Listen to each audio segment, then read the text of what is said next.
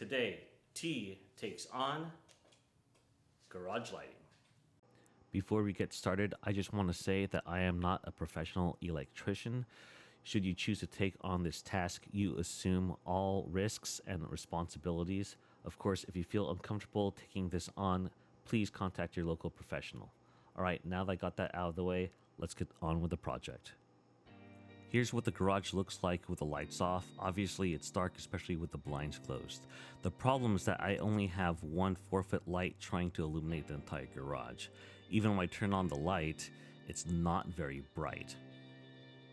I would like to have more lights on the outer parts of the garage, down the center, and especially over at the workbench and the miter saw station. I want to make sure there's enough light from the back of the garage going down evenly towards the front. So I'll be replacing the one light fixture with Barina's 10-piece LED tube light fixture set. I'll post a link to these lights in the description below. Let's get started. Okay, step number one is to turn off the breaker to the lights. So our lights are on, so that's an active current going through. We'll go to the light switch here, have my little tester, still current there. Not safe, let's go turn off the breaker. Alright, here we go. And those no lights going on. Checking the lights. Alright, no signal, and it's not turning on, so we're safe. I get started by removing the light bulbs and the rest of the old light fixture. After removing it, I noticed some bare drywall that I didn't get the first time I primed the ceiling. I taped off the exposed wires and the parking lasers and then sprayed some primer on the bare drywall. Something I found interesting was that there wasn't a junction box for the wires inside the drywall. I'm pretty sure it's not up to code to have exposed live wires hanging from the ceiling. After staring at the wires and much contemplation, I finally decided,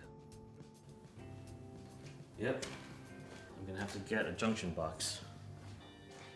I aligned the junction box over the hole, making sure that I'm able to drive at least one screw directly into the stud.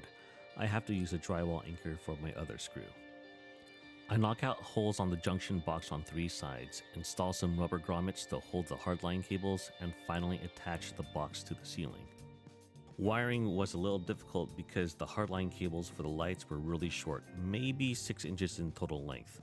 I had to pigtail all like wires together and using Romex made an extension to connect to the wiring to the house.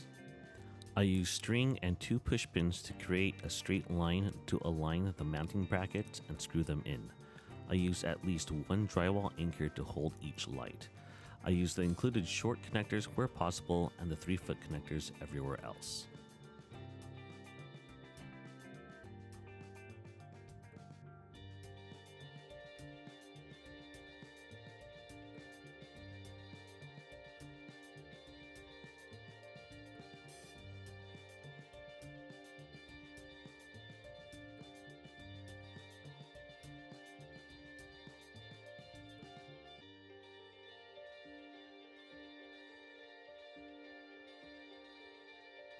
The project is completed and all 10 lights are installed. Here's what they look like in all its glory. Such a significant difference from before. This will let me work into the wee hours of the night.